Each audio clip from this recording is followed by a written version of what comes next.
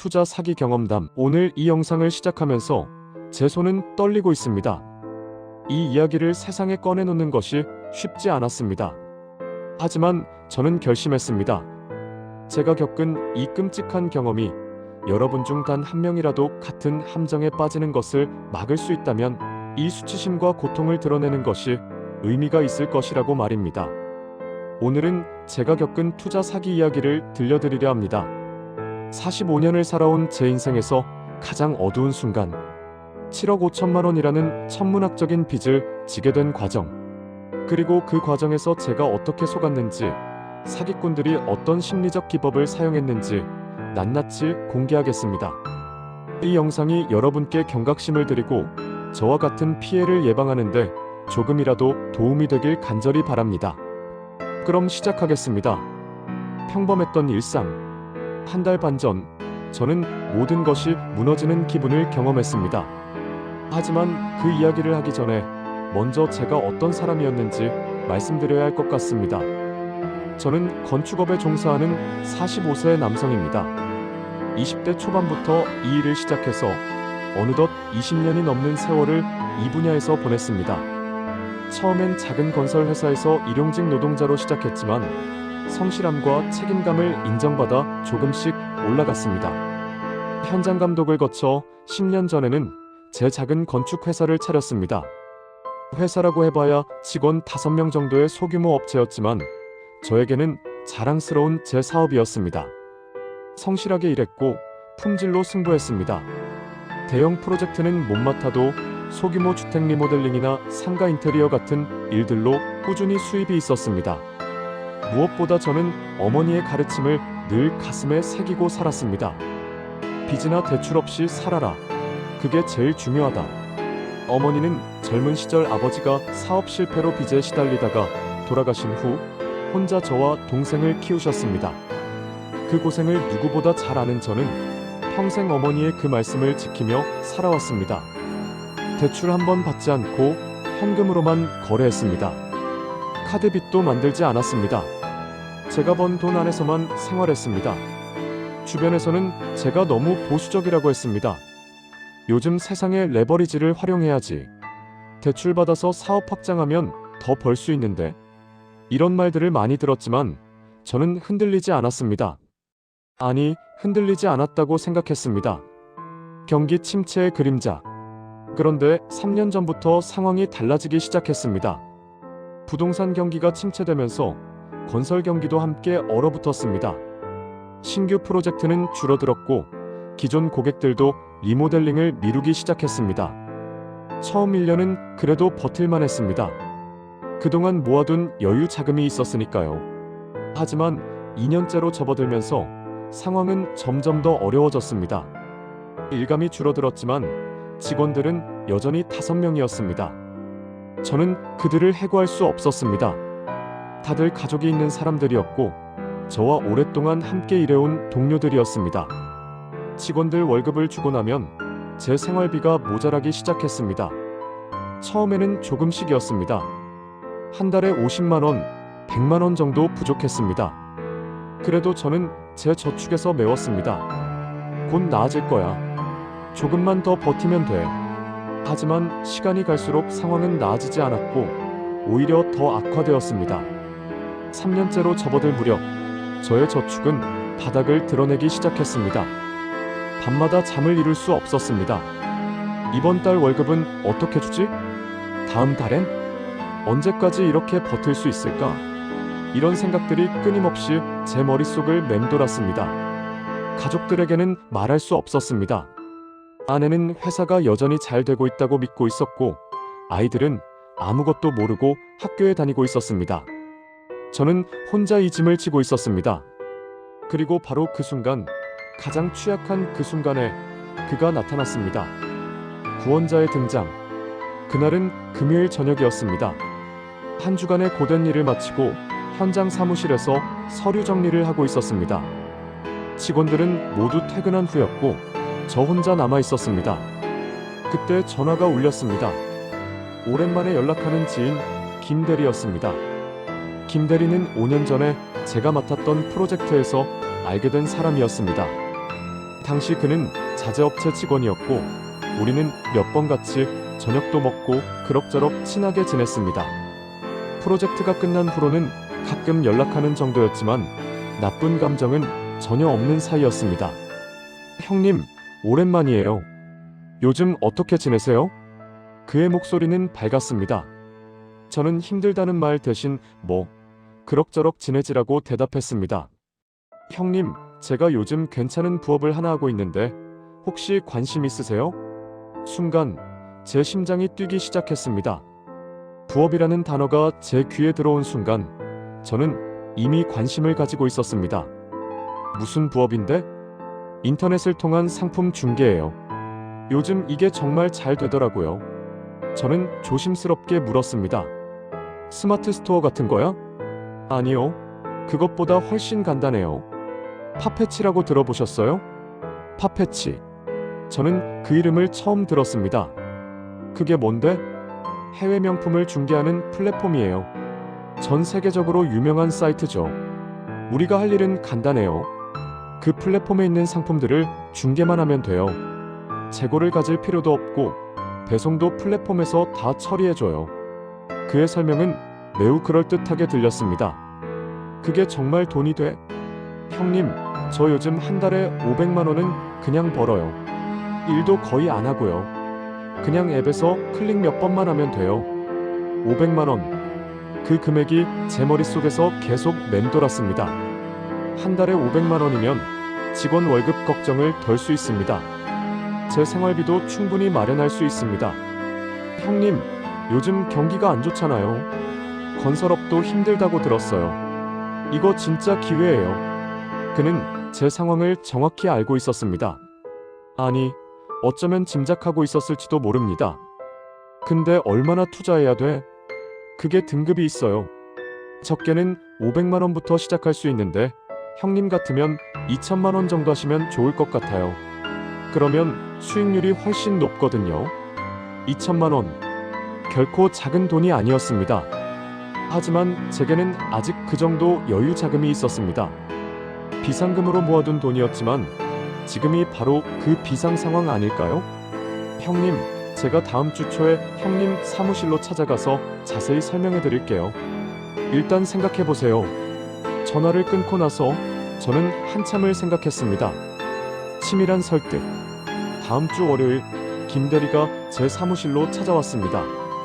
그는 노트북을 가져왔고 화면을 보여주기 시작했습니다. 형님, 여기 보세요. 이게 팝패치 사이트예요. 화면에는 정말로 그럴듯한 명품 쇼핑몰이 나타났습니다. 루이비통, 구찌, 프라다, 샤넬. 익히 들어본 명품 브랜드들의 상품들이 가득했습니다. 이 사이트는 전 세계 부티크들과 연결되어 있어요. 우리가 할 일은 이 상품들을 중개하는 거예요. 어떻게 중개하는 건데? 간단해요. 플랫폼에서 상품을 선택하고 주문을 넣으면 돼요. 그러면 자동으로 매칭이 되고 수익이 발생하는 거죠. 그는 자신의 휴대폰을 꺼내서 보여주었습니다. 화면에는 정말로 수익 내역이 표시되어 있었습니다. 45만 원, 38만 원, 52만 원. 하루에도 몇 번씩 수익이 들어오는 것처럼 보였습니다. 형님, 보시다시피 정말 되거든요. 저도 처음엔 반신반의했는데 해보니까 진짜예요. 저는 조금 의심스러웠습니다. 근데 이게 합법적인 거야? 문제 없는 거야? 물론이죠. 팝패치는 전 세계적으로 유명한 회사예요. 나스닥에도 상장되어 있고요. 우리는 그냥 중개만 하는 거예요. 전혀 문제 없어요. 그의 말에는 확신이 가득했습니다. 근데 왜 2천만 원이나 필요한 거야? 그게 등급 시스템이 있어요. 투자 금액이 클수록 더 좋은 상품을 중개할 수 있고 수익률도 높아지는 거죠. 2천만 원이면 골드 등급인데 한 달에 최소 300만 원은 벌 수 있어요. 300만 원. 그 금액이면 제 생활비는 충분히 해결할 수 있습니다. 형님, 저 솔직히 말씀드릴게요. 저도 처음에 500만 원으로 시작했어요. 근데 너무 잘 되니까 지금은 5천만 원까지 올렸어요. 그래서 지금 한 달에 500 넘게 버는 거예요. 5천만 원까지 투자했다는 그의 말이 저를 안심시켰습니다. 그 정도로 투자했다면 이게 사기는 아닐 것 같았습니다. 형님, 제가 여기 회원가입 링크 보내드릴게요. 일단 가입부터 하시고 천천히 생각해보세요. 급한 거 아니니까요. 그는 급하지 않다는 듯이 말했지만 저는 이미 마음이 기울고 있었습니다. 결정의 순간, 그날 밤 저는 잠을 이루지 못했습니다. 머릿속으로 계산기를 두드리고 있었습니다. 한 달에 300만 원이면 1년에 3,600만 원입니다. 2천만 원을 투자해서 1년에 3,600만 원을 벌 수 있다면 투자 회수 기간은 7개월 정도입니다. 그 이후로는 순수익입니다. 물론 위험은 있을 것입니다. 하지만 김대리도 하고 있고 실제로 수익을 내고 있다고 했습니다. 저는 다음 날 아침 김대리에게 전화를 걸었습니다. 나 해볼게. 2천만 원 준비할게. 오, 형님, 정말 잘 결정하셨어요. 후회 안 하실 거예요. 그의 목소리에는 기쁨이 가득했습니다. 지금 생각해보면 그것은 사냥꾼이 먹잇감을 잡았을 때의 기쁨이었을 것입니다. 하지만 그때의 저는 그것을 알 수 없었습니다. 저는 비상금 통장에서 2천만 원을 인출했습니다. 어머니가 평생 강조하셨던 빚 없이 살아라는 말씀. 적어도 빚을 지는 것은 아니니까 괜찮을 거라고 생각했습니다. 김대리의 안내에 따라 회원가입을 하고 계좌로 2천만 원을 송금했습니다. 형님, 입금 확인됐어요. 이제 골드 등급이시니까 좋은 상품들 중개하실 수 있어요. 그는 친절하게 사용법을 알려주었습니다. 앱에 로그인하면 여러 명품 상품들이 나타납니다. 그 중에서 원하는 것을 선택해서 중개하기 버튼을 누르면 됩니다. 정말 간단해 보였습니다. 저는 첫 번째 상품을 선택했습니다. 루이비통 가방, 중개 수수료 15만 원. 중개하기 버튼을 눌렀습니다. 화면에 중개가 완료되었습니다라는 메시지가 떴습니다. 그리고 제 계정에 15만 원이라고 표시되었습니다. 우와, 너무 쉬웠습니다. 클릭 한 번에 15만 원이라니. 저는 신이 나서 계속 상품들을 중개했습니다. 하루 종일 클릭만 해서 그날 제 계정에는 80만 원이 쌓여 있었습니다. 이거 진짜네. 저는 김대리에게 감사 메시지를 보냈습니다. 형님 말씀드렸죠? 이거 정말 괜찮은 거예요. 앞으로 계속 잘 되실 거예요. 그날 밤 저는 오랜만에 편안하게 잠들 수 있었습니다. 이제 돈 걱정은 끝난 것 같았습니다. 하지만 그것은 착각이었습니다. 진짜 악몽은 이제 시작이었습니다.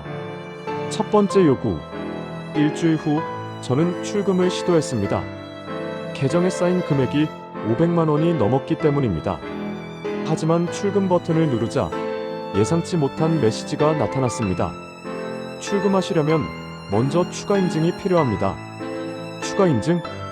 무슨 뜻인지 이해할 수 없어서 저는 김대리에게 연락했습니다. 형님, 그거요. 처음 출금할 때는 신원 확인 절차가 필요해요. 고객센터에 연락하시면 안내해 줄 거예요. 고객센터 번호로 전화를 걸었습니다.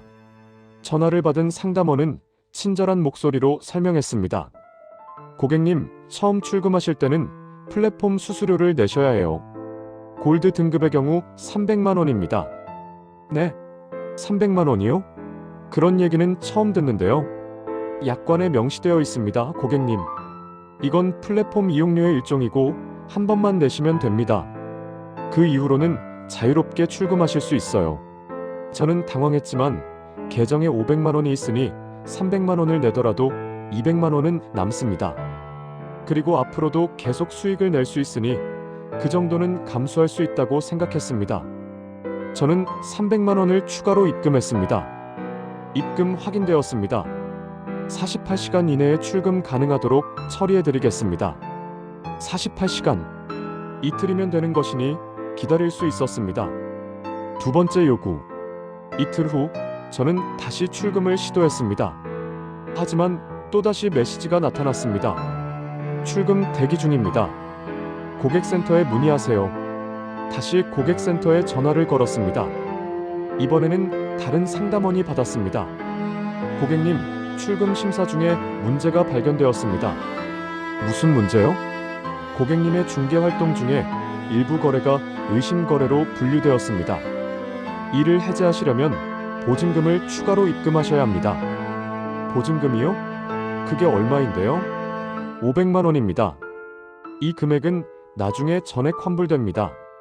저는 화가 나기 시작했습니다. 처음엔 300만 원, 이번엔 500만 원. 대체 얼마나 더 내야 하는 거예요? 고객님, 진정하세요. 이건 정상적인 절차입니다. 보증금은 반드시 돌려드립니다. 고객님의 계정에 지금 500만 원이 있지 않습니까? 그걸 받으시려면 이 절차를 거쳐야 합니다. 그 말이 맞았습니다. 제 계정에는 500만 원이 있었습니다. 500만 원을 내면 1천만 원을 받을 수 있다면 그래도 이익이었습니다. 저는 또다시 500만 원을 입금했습니다. 이제 제가 투자한 총액은 2,800만 원이었습니다. 48시간 후에 전액 출금 가능하도록 해드리겠습니다. 같은 말이었습니다. 하지만 저는 믿었습니다.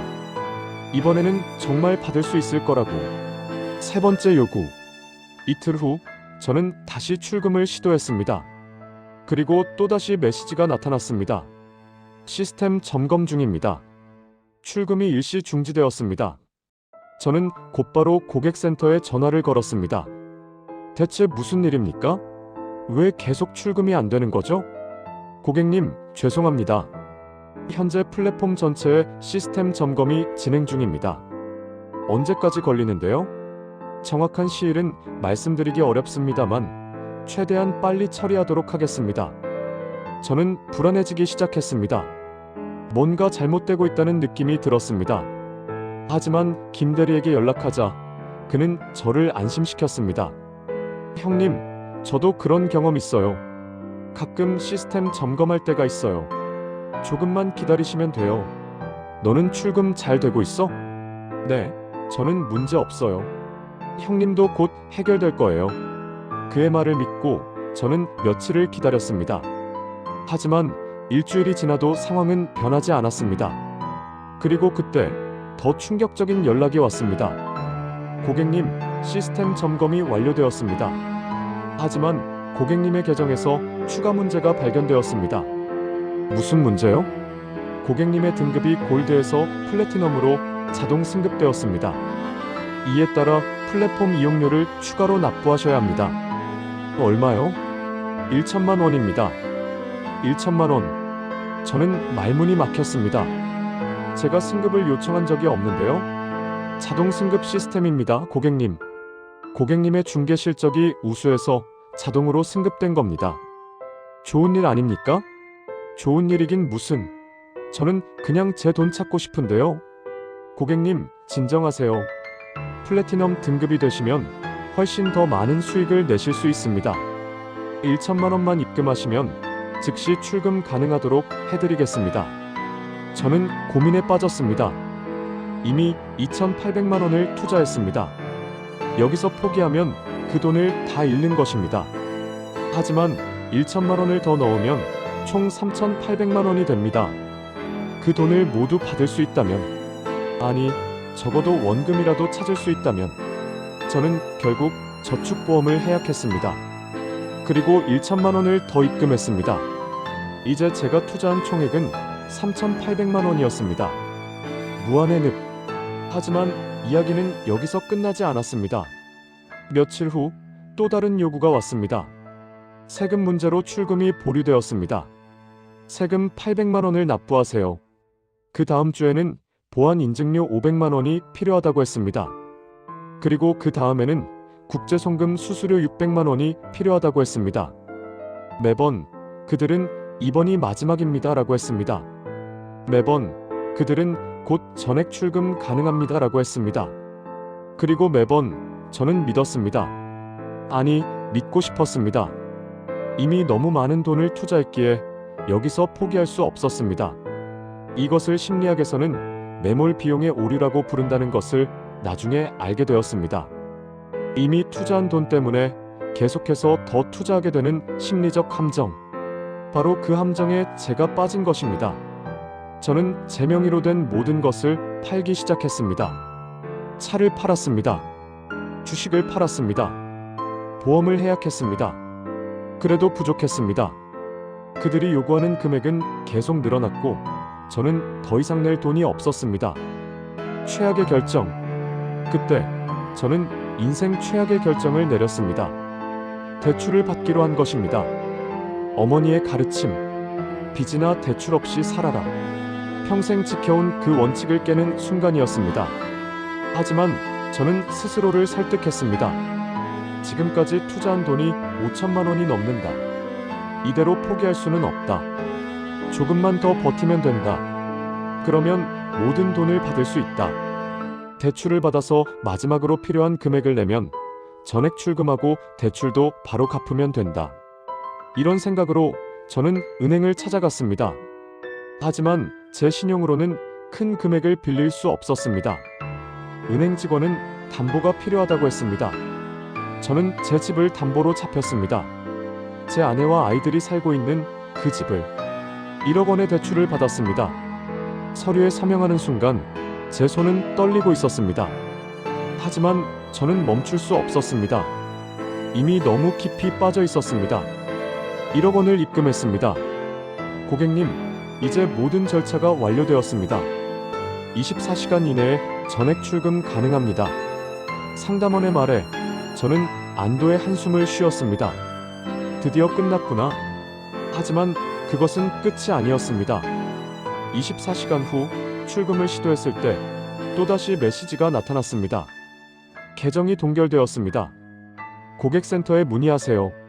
절망의 시작. 고객센터에 전화를 걸었지만 연결되지 않았습니다. 계속해서 전화를 걸었지만 항상 현재 상담원이 모두 통화 중입니다라는 자동 음성만 들렸습니다. 카카오톡으로 문의했지만 답장이 없었습니다. 이메일을 보냈지만 답장이 없었습니다. 그제야 저는 깨달았습니다. 이것이 사기였다는 것을, 제가 속았다는 것을, 모든 것을 잃었다는 것을. 저는 김 대리에게 전화를 걸었습니다. 하지만 그의 전화는 꺼져 있었습니다. 카카오톡 메시지를 보냈지만 읽지 않았습니다. 그는 사라졌습니다. 그제야 모든 것이 명확해졌습니다. 김 대리는 처음부터 사기꾼이었습니다. 아니, 사기 조직의 일원이었습니다. 그가 보여준 수익 내역은 모두 조작된 것이었습니다. 그가 실제로 돈을 받았다는 것도 거짓말이었습니다. 모든 것이 저를 속이기 위한 연극이었습니다. 저는 바닥에 주저앉았습니다. 제가 투자한 총액을 계산해 보았습니다.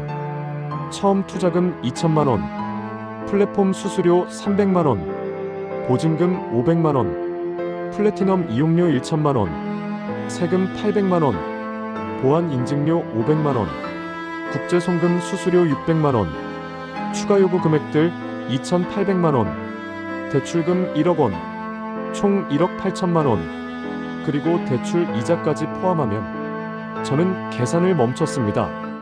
숫자를 보는 것만으로도 숨이 막혔습니다. 진실을 마주하다. 며칠 동안 저는 현실을 부정했습니다. 아직 연락이 안 된 것뿐이야. 곧 연락이 올 거야.